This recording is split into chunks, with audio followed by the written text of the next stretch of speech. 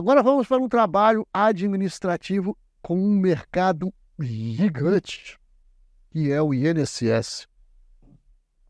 Quando a gente fala em INSS, isso hoje é quase que um apelido, né?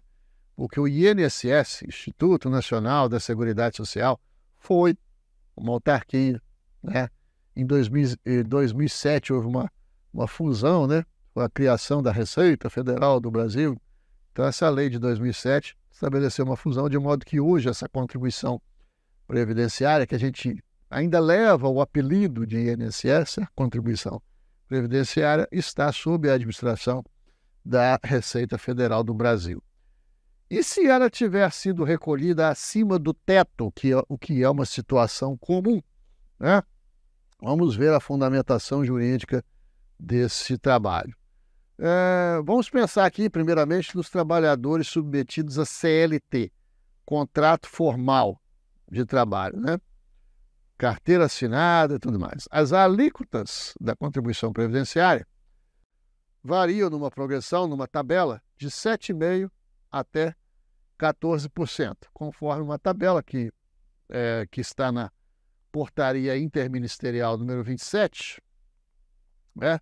Você lendo aqui o artigo 7A, a contribuição dos segurados, empregados, inclusive o doméstico e do trabalhador avulso, relativamente a fatos geradores, será calculada mediante aplicação da correspondente alíquota sobre o salário de contribuição, de acordo com a tabela constante do anexo. E essa tabela é essa aqui, ó. Uma progressão de alíquotas que vai de 7,5% até 14%. Né?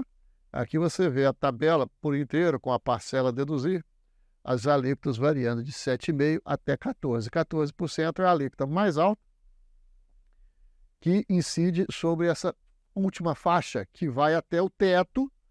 O teto hoje é de R$ 7.507,49. Então, esse é o teto. Né? O que isso significa? O limite legal, o limite máximo. Que se houver um recolhimento, algum recolhimento que recaia sobre uma base maior do que esses 7.500, o contribuinte recolheu sobre 10 mil. Esse plus, esse excesso, esse recolhimento maior não resulta em nenhum benefício para o contribuinte. Nada, zero. Ele não vai ter uma aposentadoria melhor por causa disso. Não, ele não vai ter benefício nenhum. Isso é simplesmente pagamento indevido.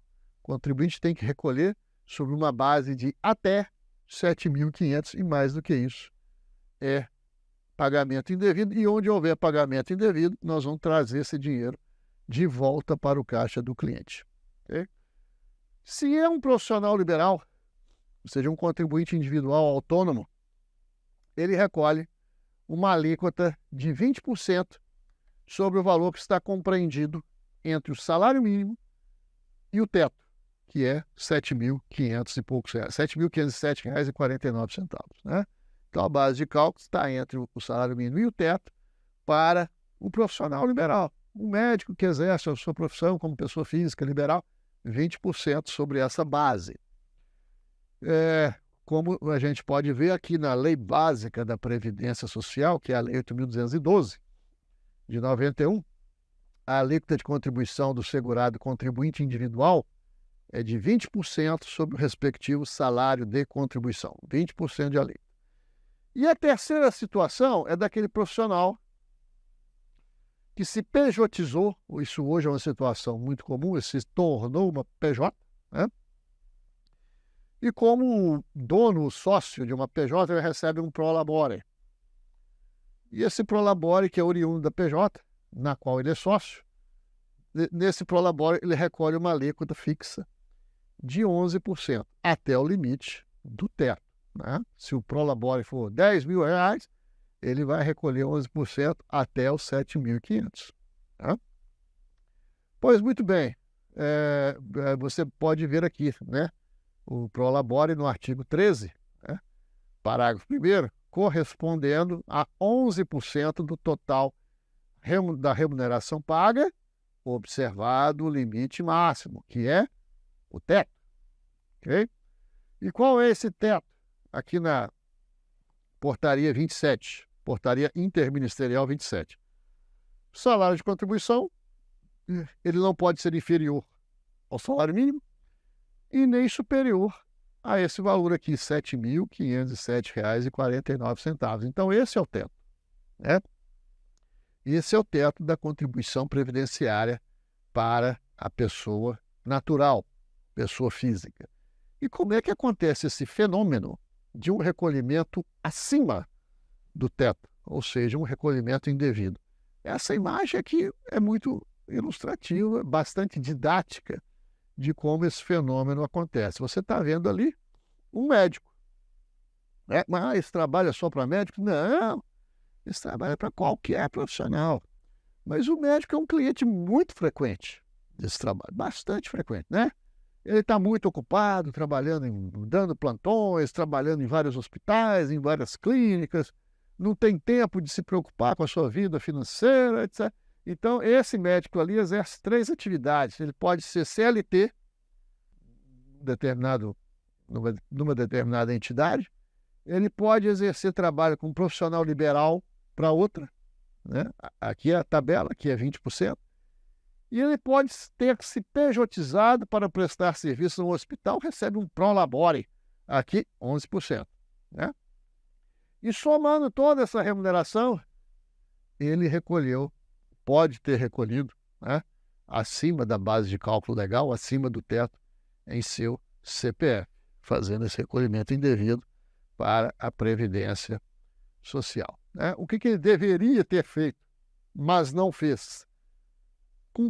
Ele deveria ter se orientado pela Instrução Normativa número 2110, de 2002, da própria Receita Federal, e aqui você vai ver que eu não estou inventando nada, estou te trazendo palavras da Receita Federal, nesse item 2 do artigo 49, quando a remuneração global, ou seja, quando a soma de todos os ganhos for superior, perdão, ao limite máximo do salário de contribuição, ou seja, for superior ao teto, o segurado, ou seja, o nosso cliente, poderá eleger qual a fonte pagadora que primeiro efetuará o desconto. Não, o desconto vai ser primeiro efetuado pelo meu empregador CLT.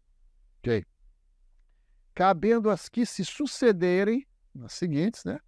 Efetuar o desconto sobre a parcela do salário de contribuição complementar até o limite máximo do salário de contribuição, ou seja, até o teto, né?